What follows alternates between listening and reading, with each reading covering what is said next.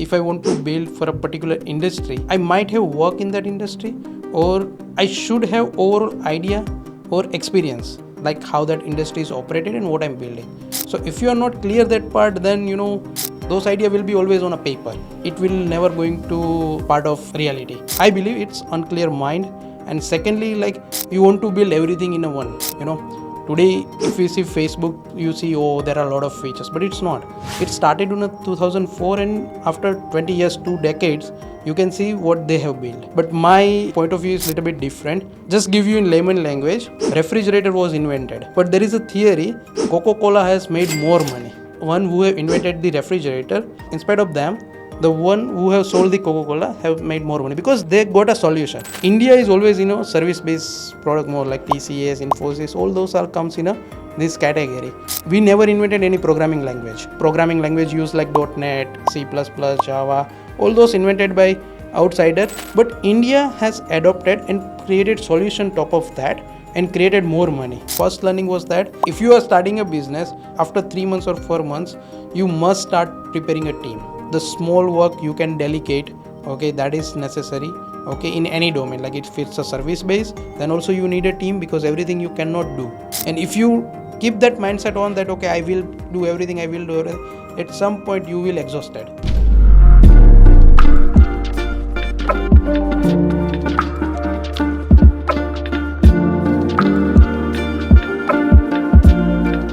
Almost everyone wants to be a founder these days, but they don't want to go through the pain of finding the opportunities. They don't want to see the opportunity in the first place, and they also don't want to think too hard about how to actually put the strategy.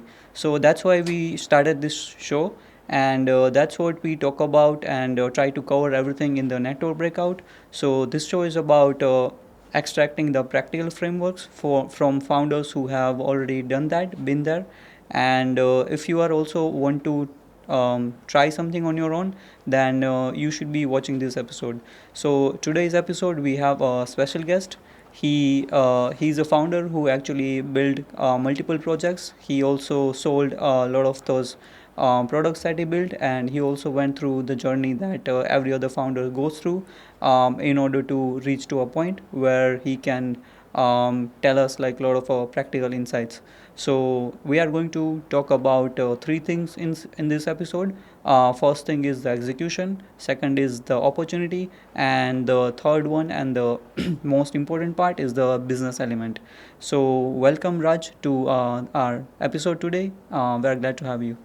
Thank you, Mayur, for inviting me, and hopefully people learn the insights from the background, the journey I have, and in somewhere they can help their journey as well.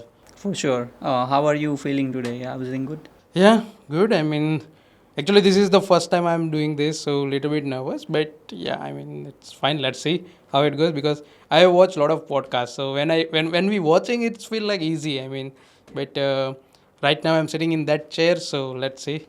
Awesome.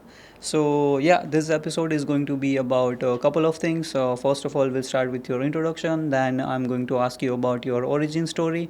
Then we're also going to dig deep into the business engine behind Tibicle and how you started the company, and then your take on the sector and vertical that you are operating in. Then we are going to throw some contrarian takes. And yeah, so are you ready for this? Let's begin. For sure. Okay, so my first question is Raj, why do most common software projects actually fail before they even write the first line of code? Do you think is it like because of the distribution? And do you also think that there's a SaaS apocalypse that everyone who's building SaaS is playing against the AI? No. I think the question you said, like, why product has been killed before writing a first line of code, is that because unclear mind. When you are want to build something, but your mind is not clear what actually you are building or for whom you are building. For example, if I want to build for a particular industry, then I might have worked in that industry, or I should have overall idea or experience, okay, like how that industry is operated and what I'm building. So if you are not clear that part, then those idea will be always on a paper.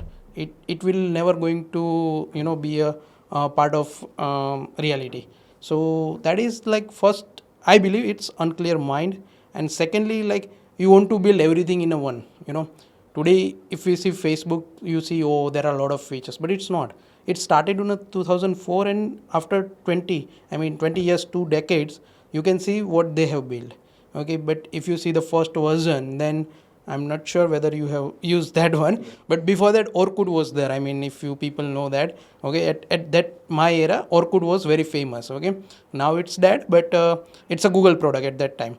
So that product has been built over the time, because in IT there is a misconception that, okay, I want to build everything. So if that, first come in your mind, then believe that mostly product, I mean, see, if a service based company, when you go that, okay, I want to build this project, obviously they will be happy. Okay, they will might be sold the dreams as well. Okay, yeah, we should do this as well. It will boost, but no, as a founder, or if you are building that SaaS product, you must be clear from your mind, and you must go step by step, not like everything at once. So that is. And the second question, you are saying that SaaS apocalypse, that is like AI is there, okay, but it's not killing the SaaS as of now. What I see, it will help, like eventually if your SaaS product is currently running, okay, so there are a lot of features, and you want to add some new feature as well, right? Obviously SaaS product is like evolving over the time, and that is SaaS. Like if you see Jira, Asana, all those like SaaS product, project management tool in terms of like SaaS product, okay, so they are evolving now. If Jira want to introduce a new feature, so of course they can take the help of AI to faster that one, but it is not killing that SaaS product, to be honest. Okay, they will add more, which, like, see, Jira is used by the people like project managers and everything like that kind of people who are using that product. Now the makers or founders of Jira will think, okay, how can I make the life easy, that project manager, with the help of AI, and that feature I will introduce in my system. If that is a thinking or mindset, then SaaS is not going to kill. Yeah, but those founder who think that I'm not going to replace AI with going to use AI or replace, then those product or SaaS can be killed. But otherwise, AI is not in that way, to be honest, in that way. And nowadays, like people is saying that AI will take jobs and everything and other, but my POV, like point of view, is little bit different. Like, just give you in layman language, refrigerator was invented, right? But there is a theory, Coca-Cola has made more money. I mean, though the one who have invented the refrigerator, in spite of them, the one who have sold the Coca-Cola have made more money, because they got a solution. So in India is always service based product, more like TCS, Infosys, all those all comes in this category. And we never invented any programming language, like the programming language used like .NET, C++, Java, all those invented by outsider. But India has adopted and created solution top of that, and created more money. Like there is a theory, like at that time COVID peak era, like we export software more than a Middle East export the petrol. So I believe that though they are creating models and everything, but if you make your expertise creating solution top of that, okay, because end user doesn't know, like if you are using chat GPT behind the scene or Gemini or anything, but if you create the proper solution on top of that, then I'm sure you will make money on that. So AI is not in that way, but yeah, every developer or every person or every founder needs to see in that way, like how can I create a product or my client project on top of that using that service. So if you make that expertise, then definitely you are going to rock on that part.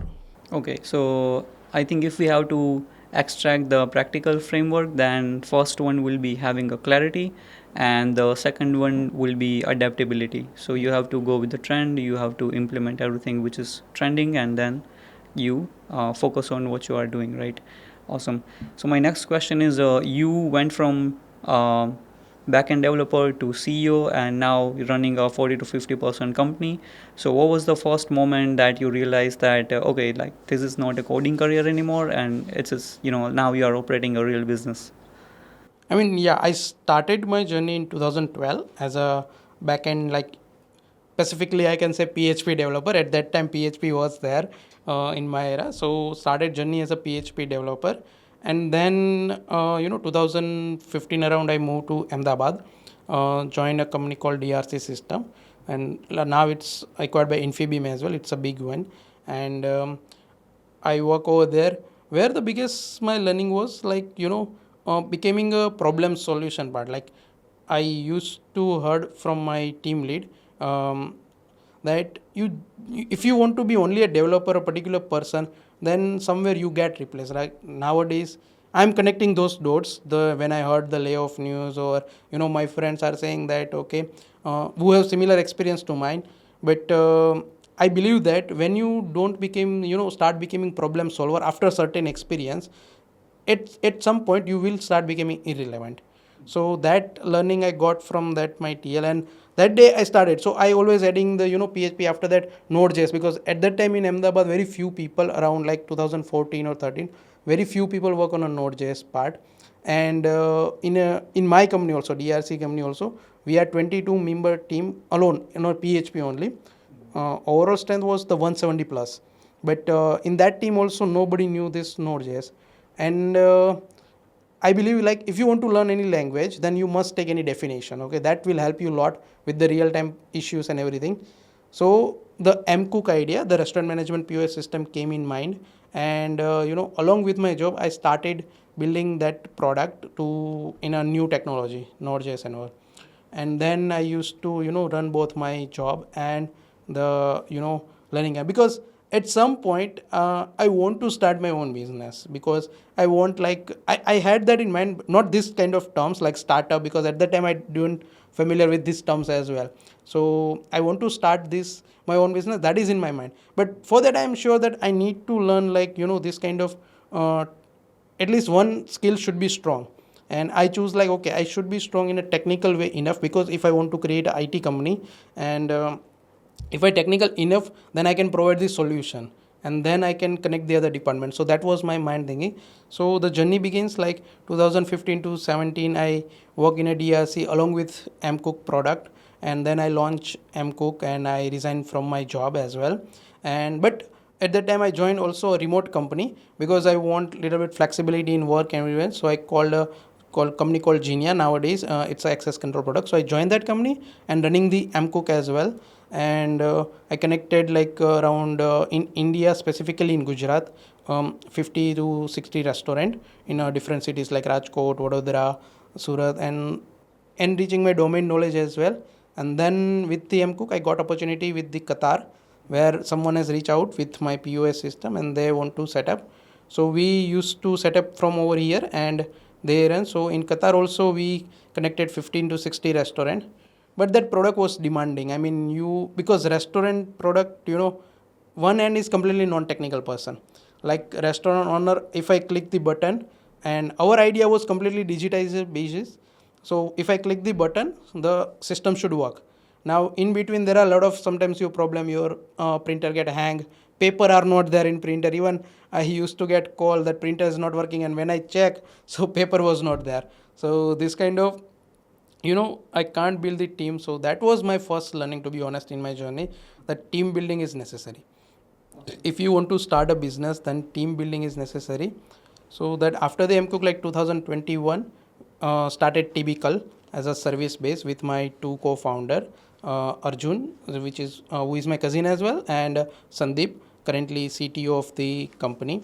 And currently this journey going on, focusing on service base, plus we are creating our two products as well. So but more focus on a service side. So that's the how we started. Great. So maybe let's take a little bit further with this MCOOK journey. So you mentioned it's a typical product.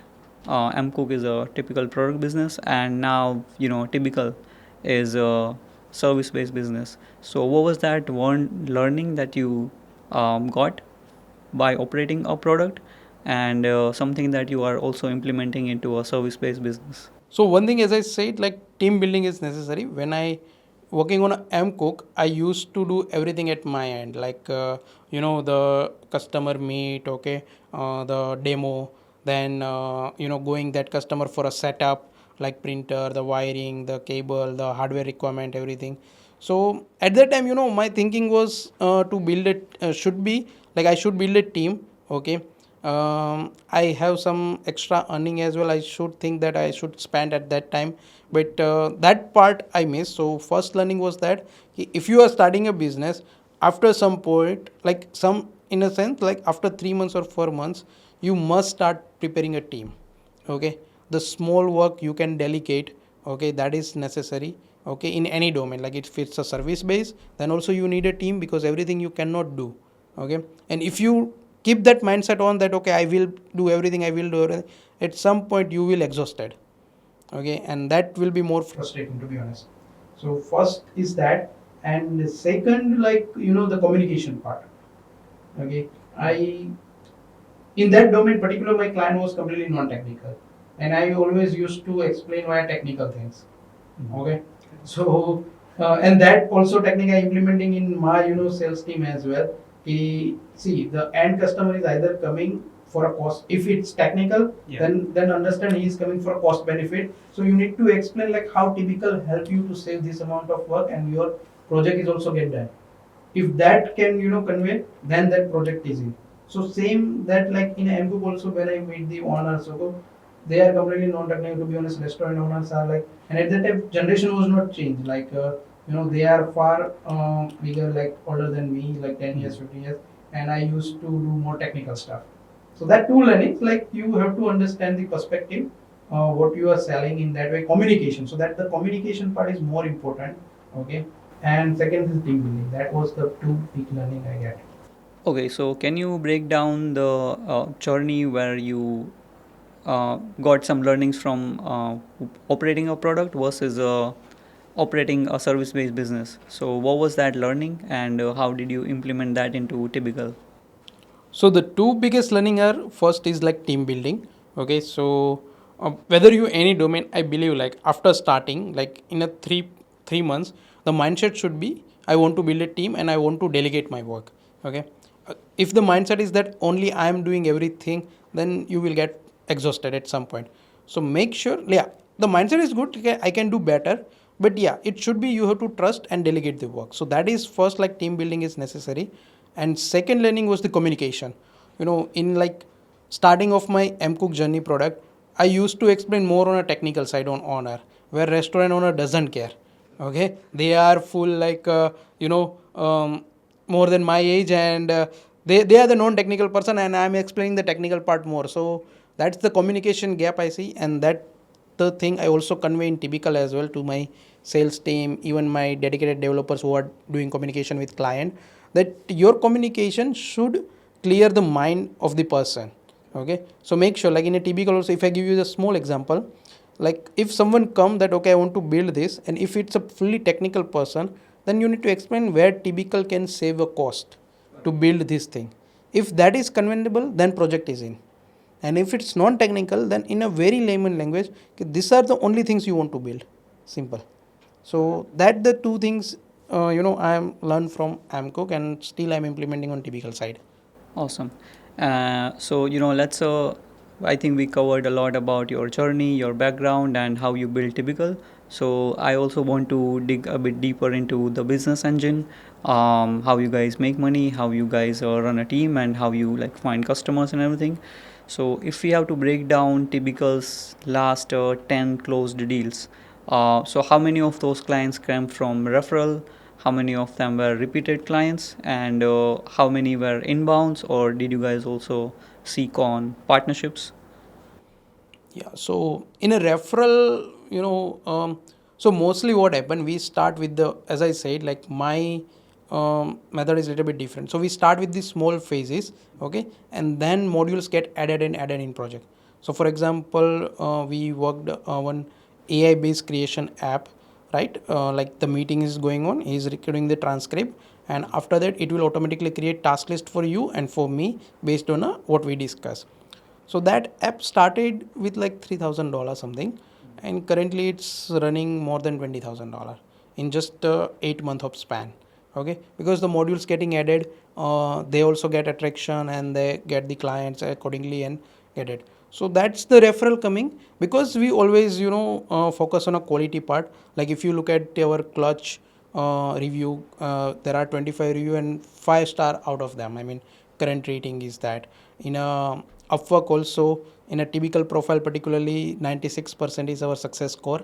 And if you look at our personal my profile, then also 100% all are there and top rated are there. So in Upwork also, like we have almost $1 lakh plus revenue or surplus over there. So mainly focus like quality part that will create a referral automatically if you are giving particular that it. So the and another projects like I take end to end maintenance part. Like if my client are right now from mostly on a Middle East and Netherlands and USA region, so their job is to mostly focus on a sales and marketing. The rest part I will handle. Okay, so my approach is that way. So that like the group like ITC, not particular, I'm due to NDA clauses I cannot mention name, but group like ITC similar another group are there, and we are maintaining their completely US e-commerce mobile app for online ordering and everything. So in that brand there are many, just like ITC have Britannia and all these other brand, same way this group has also brand in India. In India those products are active, and in US also big market. So right now they are focusing on a USA e-commerce, they have physical store. So this kind of project we take and which will work in that way. So majorly right now I can say we are active in a e-commerce domain and fintech as well. Similar site like PayPal, there are other site also, and we are managing as a tech partner of them. And then third come as a big project like innovative idea, the AI one, this kind of app, the people wants to try in a very low budget, and my specialty is that to find out particular tech and the resource who can develop that way in a perfectly, and they can try out in a market. So those are the main our client earning source. So majorly we are good in Upwork, then Google SEO and everything we do, okay, in-house plus outsider. And yeah, as a sales, like my team also focus on a content creation part. So because nowadays like content creation is the must necessary if you are working in this domain. So that is the major focus in way. So, and how many of them will be outbound, which means you going after finding new clients, or how many of them are getting to your company and they are reaching to you directly first? So right now you can say 60-40% ratio. So 40% we are reaching, like doing cold emails and everything, and we are getting response. But 60% is because of our portfolio and throughout, like as I said, clutch and everything. So from that automatically lead are getting generated, and then in used to convert the 1 or 2 calls, and in that way it get converted. Amazing. So I think this might not be a right question to ask you, but I'll still ask you. Like whenever you work with any client, so what's something that tells you in under 10 minutes that okay, this person is the right person that we should work with? Majorly like when we go in a first discussion, if someone come with the want to build something in very limited phase, like if they explain okay, first phase I just want to do this part, if that is clarity is there, then definitely I want to work with him. And if the semi technical person came and giving xy10 reference, okay, I want to add this, I want to add this, I want to add this, then at some point we see that okay, do we want to go with this client, or because then internal discussion also on. Okay, we check client reputation as well, some of LinkedIn, and there are other parameters as well where you can find out those things. So we check that one. And yeah, so first 10 minutes, if client very want to build minimal part, that is a completely green flag. Okay, so that is the my way of judging. And Awesome. So how does so you mentioned that you have worked with multiple industry domains. So what is that one industry domain that you personally have seen exploding or growing rapidly versus another that are not growing as fast as the other domain? If I talk about my thing, then as I said, like I work on this FMCG like restaurant management side. So that is completely growing. After COVID, it has grown, and it's not like that domain knowledge not helped me. It helped me a lot. We recently built a POS for a Canada-based restaurant, and now we are selling more POS over there. So that domain knowledge. So of course that industry we believe that growing on. And secondly, as I said, now e-commerce, because 10 minutes delivery our module getting India in famous. Of course, it also getting in other US and everywhere as well. So as I said, we are also managing one big portfolio of company where this kind of products are there. So that is like day to day essential items, day to day. Those industries are going more far better, and comparatively, like, I'm not sure, but the hype was like cryptocurrency, blockchain, whether they are dying right now or not. Because at that time, like 2012 or something, like mining are there. All those are technology are in a rush, but right now I'm not sure whether they are growing after AI boom where they are stand. But these are the things, like you can use the AI part as well in this, but you need day-to-day, operations, updation, technical infrastructure, everything like OTT, entertainment industry also is going that way as well. Correct. So if we talk about our IT industry, right, Ahmedabad itself, it's very competitive space, you might know. So how would you say that, okay, Tibicle is something that stands out versus another company who's already doing the same work as you, who already has same reputation as your team? So what's that one thing that will make your team stand out? So particular, like I believe technicality, because I'm come from that background, so I give more robust solution and execution part. Okay, just give me a short story. Like there is a, what my way to convince the client is that when client come with the requirement, okay, I never give them a solution which is like better for typical but not better for, I mean better for him, but it is expensive. So there is a, like, there is a small story. Okay, manufacturing plant, there is a manufacturing plant, so shop manufacturing. So in a conveyor belt the shop are running, but there is a problem ki if there is a one packet empty, so it not get detected. So owner reach out the one company, so he give a expensive solution, like put a X-ray machine, and when the he detect, like if empty box, then it make a alarm, and then one person get out. And then he went to a Guju businessman or a Guju person. So what he did, he just put a table fan and put it on. So if the paper is empty, it will go throughout. So I believe completely in that theory. And second, there are persons like Rohit Shetty and they said when someone paying you 100 rupees, give them work of 1000 rupees. It will definitely come to you. So I always put that kind of solution that makes our typical stand out. And in terms of, as I said, I'm come from the technical background, so I always give the idea which is a feasible and you can test it in a market very quickly in a minimal way. So that give us a referral as well, and that is the theory we mostly use for a typical. And out of across all of the clients that you guys have worked with, do they respect time or do they respect money? Um, if it's a foreign client, then majority is a time. Okay, they definitely respect, like you should health is first and all believe, and they respect your timeline as well. When you really stuck and you say that okay, now we need more time to complete this, so mostly they are. Yeah, but in terms of domestic, like I worked on a big manufacturer on Morbi side as well.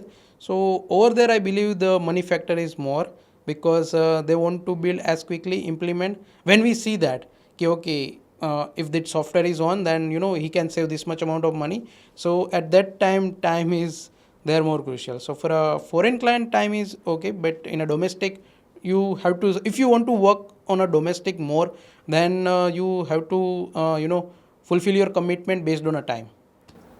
For sure. Okay, so now everyone is talking about AI, and everyone already started to implement AI across their workflows, across their companies, their organizations. So I would like to ask you some questions about that element as well. So my first question is that if AI compress coding time, if it helps you build things faster, but it doesn't compress the judgment, right? So where does AI is already changing typicals, delivery economics, like in terms of your project development, in terms of your cost efficiency, or shipping products in general? Mhm. So in IT industry, and specifically in our, what happened, like people believe that if two people are working, that it will get faster finish. So if I give you example, like if I want to create this wall, and one person said that okay, it will take 10 hours to create this wall, then you will say I give you 2%, then will you make it in 5 hours? Okay, so in that industry like real estate it might work, but in IT industry it won't work in that way, because when two people involved, then you need a coordination time, you need to review that code, so those will increase. So it not suddenly reduce that much, but yeah, you can say 10 hours work can be done in 7 to 8 hours, but it can be not directly 50%.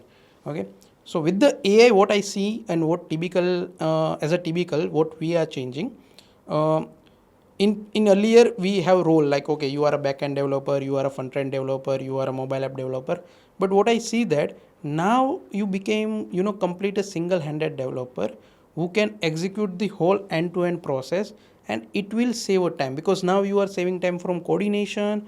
Okay, you managing, because when experience of mine, I don't know the syntax of the particular technology, but if I know how to build that part, then I can ask AI to write that code particular, because I know what the kind of conditions are there, because programming mainly are proper conditions and how you scale the architecture. So you just don't know the syntax, that help can come from the AI, and that will speed up the part. So currently many like in a few last year, there is a company called Hygiene, yeah, in a Shark Tank come.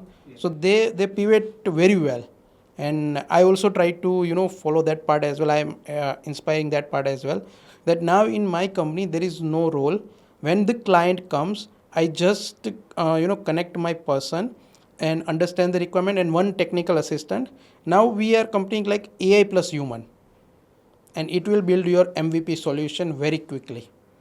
So that's the part of AI I am saying, like if you conceptually clear like how to build that things, then AI can definitely help you to write those things. And yeah, judgment is always the human part. Okay, like if it has done correctly or miscorrectly, okay, that you have to judge and you have to correct it again.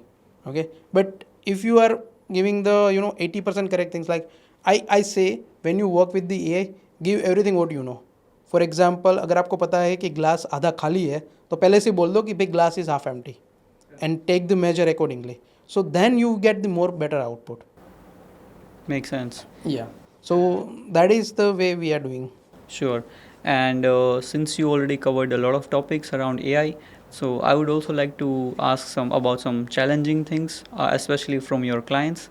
So what are some very unrealistic expectations that have you seen after AI has come, especially from your client side? The timeline part, when we share the scope of work or the timeline, because our timeline considered as a human part, because yeah, on a paper we have 8 hours of work, but usually out of 8 hours you always get the productive work of 6 to 6:30 hours. Okay, that 150 hours you can say people got coordination, discussion, meeting, there are a lot of stuff involved in that. But now if you put the AI your scope of work and say that, okay, I have a 3-year experienced person, tell me how much it will time, so there will be figure always come less. But in reality we know, so the one part is the timeline. And sometimes because AI has the many data, right, it learned from a many data. So my experience is a practical basis, like I say, don't do this, you don't read right now, we can add anytime later. But then they goes to AI, and they came, no, you should do from start, you start from Microsoft, it can help you a lot in a future and everything. But our approach is that, okay, put in market, if you are getting attraction, you can reinvent anytime, because you know that cash flow is coming. Okay, but that kind of challenging we are getting. The sales team also complaining, sir, client is saying that it can be done only in 1 month, but we are saying 2 months. But we have to understand that person is a human, and we have the capability accordingly. Correct. So there's also like a lot of those misconceptions about AI that everything could be done in couple of days, but in reality it takes longer than that. Yeah, I mean, even ChatGPT is also writing. There is a line: ChatGPT can make mistake. Please check the information one time. So obviously, we have to take care that probability as well when we are giving the, because when you are committing timeline and you don't want to do any miscommit. So that is the more important. Correct. And now with the AI, every industry has been changing. So what do you think, according to you, after 3 years, what will be a winning IT industry will look like? Will it look like an AI implementation partner? Will it look like a talent shop with AI native talent? Or do you think that will it look like a productized service business or a venture studio? I mean, India is always more focused on a service side, like they're providing talented people and resources who can build, that kind of software which can make the work easy and everything. Of course, with the AI, as I said, the company who are, providing solution using that AI models or will, I mean, India has a lot of those kind of talent already. People are creating application based on, using chat gpt or gemini api and creating smart things as well, which can help you, and somewhere I believe it get monetized as well. So the company who are, internal focus is also that way. Like as I said, in a typical, we are focusing that we want to come out that role part, because you are not a flutter developer, you are not backend developer, you are a software engineer and you can develop based on a requirement.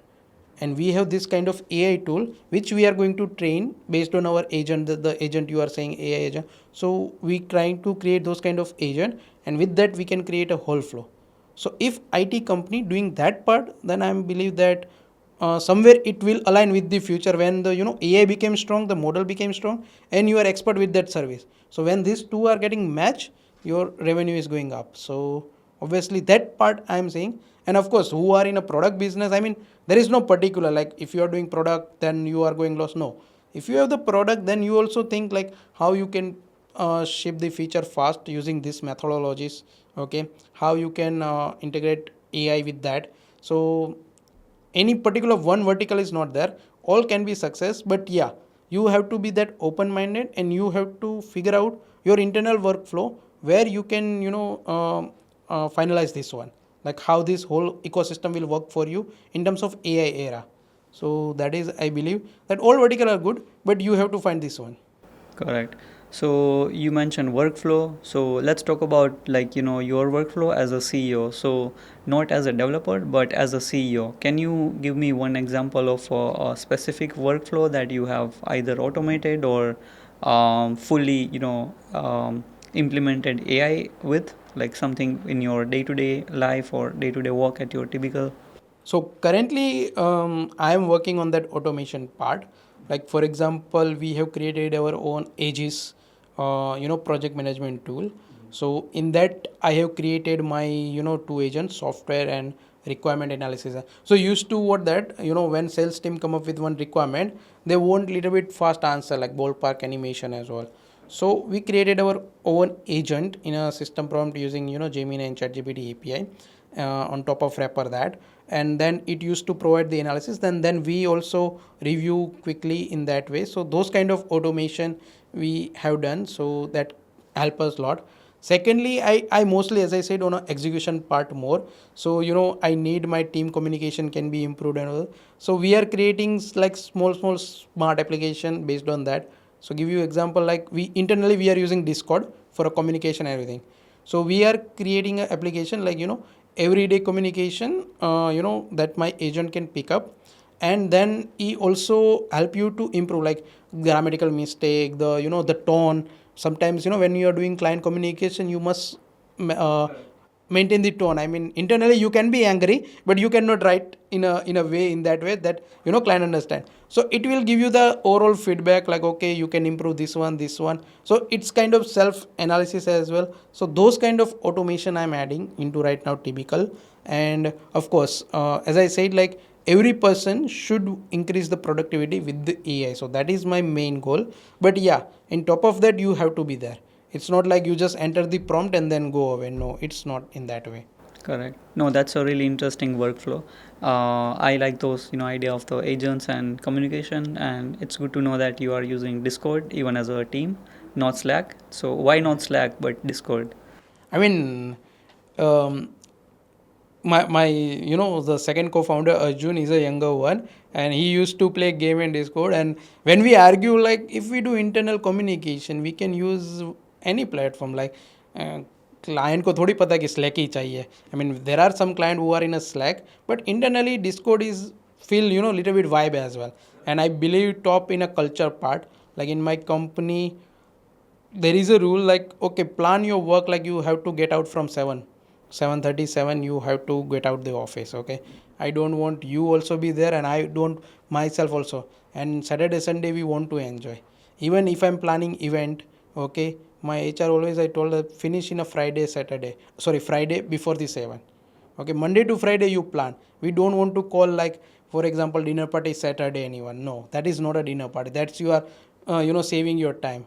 Even today we have planned dinner party after this podcast. Okay, so but all we tried, plan on a work day and within the working hours time. So that's the culture believer. And to make a little bit vibe, we use the Discord. Nice, great. Awesome. So let me ask you some contrarian questions. You might agree on some points and might not, agree as well. So what do founders overbuild before they have earned like the right to build anything in the first place? I mean, overbuild in terms of, like, people, founder, like, if they are creating product, adding too much feature without, like, customer wants only feature A, but they build A, B, C, D, E, and customer only want to pay for A. So that kind of, overthinking, and sometimes the architecture complexity. Nowadays I know many tools free available. For example, Firebase database, Vercel is free for a hosting. So if you can start in that way where maintenance is very low, because if you use a high end tool, then every year recurring you have to pay them, okay, like $20 for server, AWS, everything. So founder do overbuild, like they want to build strongest architecture, secured, and they want to host on a high end, like Azure and everything. So that, I think, overbuilding for every founders. I mean, when you want to start, I believe quickly you can start with the Firebase or any mobile app, Flutter or anything. Just test out. If you are getting monetized or you are getting attraction, then you can replace tech anytime. It's not like there is, like, certain time you can't replace it. No, technology replace can be anytime in your system. Of course, you might need to add more money or spend time, or the money can be concerned, but definitely if your cash flow is sorted, then you should invest that way. And if you were to build MCOOK in 2026, right? So what technology will you replace that you didn't do 5 years ago? So that 5 years ago, that is complete centralized. I created POS system, but today if I create, then it completely decentralized. For a one restaurant, I will host down quickly in an easy way, like Firebase and mobile application and way. And at that time, that system more focus on like desktop, web, and all those. But this time, like, I only focus on a mobile, because mobile is a handy way, and I think more. So that kind of way I'll do again if I'm building the MCOOK again. Sure. So let's also ask you some questions where you can address some people who are wannabe founders or they want to build something on their own. So before a non-technical founder go and hire a dev shop, so what are some artifacts should they be prepared to execute or expect if they are non-technical? I mean, if you are a non-technical person and hiring a technical person, or to be honest, in anyone hiring in your company, what I learned is that attitude is the first thing you should check. If the person sitting for an interview is open-minded or not, because I believe that Zakir Khan once said, "काम 19-20 चलेगा, but आदमी पूरा 20 चाहिए." That's the thing I strongly believe now. कि if the person is little bit open mindset and not rigid, okay, that is the first thing you must look out, and then check the other parameters. Even nowadays Zomato is also, like, before hiring, they do culture round first. If the person is culture wise fitting, then they check technical skill and everything. So that is the first artifact. Like, attitude should be, and person should be, like, when you do conversation, you it should be like, feel that okay, he's opening the way the answer, not like just a one liner, okay, yes, no, that side of not work. Correct. And let's say if any founder wants to start a service business in 2026, so what are some things that they should keep in mind before actually start hiring people, especially like on the business part? So first, like, if you are starting from completely scratch, then make sure, if you're doing a job, then along with that start building your client first. Like, at least before you do full time, at least you have 2-3 clients, Okay, it's fine, you are outsourcing work, that is fine, you might doing more hours of work, that is fine, but you must have 2 3 clients of that who are paying, so your cash flow is a little bit sorted, and then you can jump on a full time, and now you can start hiring on a developer. So obviously, to be honest, one of my friends said, okay, if you start any new department, so what you should do, you should first take the project, then find out any freelancer, give him a full time, just think that you are not taking any profit, give the completely, but just check out if that person is doing well, then you need what kind of person, and you can hire directly, and then you can start your department. So this is the like easiest way and safest way to start in a way. Correct. And let's say someone already started a company and implemented what you said. So then, what do you think it is more important for scaling? Is it like profitability? Is it like runway money, or is it something else? Like in order to scale. In order to scale, you start preparing a little bit on a branding side. Okay, and then the team building activity and culture part, because see, when you want to scale, obviously you want to hire a senior person. Okay, so obviously you are going to offer, for example, currently market is going 80,000. Okay, and when you take the interview, you see, okay, he's a worth of 80,000, so definitely another company will going to see that worth, right? Because they wants to also hire, they have the same budget. Now why that person will join you? So yeah, definitely he's going to first check your LinkedIn profile, okay, your Instagram. Right now Instagram is also that in way, your YouTube or those kind of medium like Glassdoor and everything. So after initial time, you start getting the reviews. Okay, you start make sure you are communicating proper culture of your company to these pages, because that will lot of help you in hiring, because that person is good, but due to that thing, that he will, if the same offer is coming where, or even little bit more there, but due to culture he will join you, because after a certain experience you always find you want to, if I don't want to create my own company, then I obviously finding a stability. So you always look out those kind of cultural things, so you should start building that part. Correct. And how would you advise someone to take calculated risks versus just pure risks? um, Calculated risk, as I said, if you want to start something new, so make sure you are a little bit aware, and you can do, or even if you can find and outsource that part, even you have the limited margin, or you can say no profit no loss, or minimum loss, then also you should try. So that is a calculated risk. Now pure risk in the sense like, um, if you think that I have nothing now and I want to take pure bet, at that time complete risk will come. But that risk may, majorly you must confident that okay, 50% I can do, or 50% I'm taking complete risk. Because if you think that 100% I'm depending on other part, then probability are very low to get that success. But if 50% you can control, then at least you can make it more successful on that pure risk part. Correct. Okay, so there was so many insights in this episode, Raj, and thanks for sharing those episodes, insights. So every episode we usually end that with one practical, pattern. So according to you, what was that one framework that you personally changed in terms of how you operate or run a company in the last, let's say, 2 or 3 months? um, the client communication part, initially, like, in a start to end, I used to be call each and every client part, be a part of that client call. But in the last 2 months, when I realized that okay, I have to trust my team, though some of my project managers are very less experienced, like 2 years, but still I need to give them chance, that because sometimes when I am called, they are conscious, and they don't have that mind to, like, I have responsibility, or I need to take care of, or the presence of mind skill might be missing, because I was there in that call. So that framework I changed, I put them, and I told my sales team also, if we get the bad feedback from client, it's fine, we will give some other things and correct it, but let them handle. Because some skill, I believe, only come from the learning. You can't take Udemy or YouTube courses for that. If you just jump into that particular part, then only that skill can be explored. And you also even like in a content creation recently, If you see our YouTube, like typical YouTube channel, we just crossed 1000 plus subscriber, and that all content created by the whole developer team. They are just doing research on their, whenever they get time, they make this shoot and they will. So, and when I was managing that channel, I'm not getting that much view. So I learned that framework, that okay, you need to trust and just put them.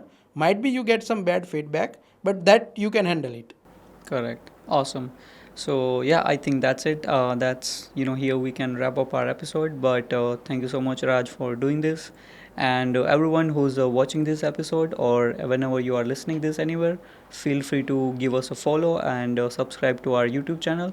So every week we will definitely bring more founders. So anyone who wants to build their own companies or startups, they can steal those practical insights and frameworks and implement in your own journey. So thank you so much for watching this episode, and we'll see you on the next one.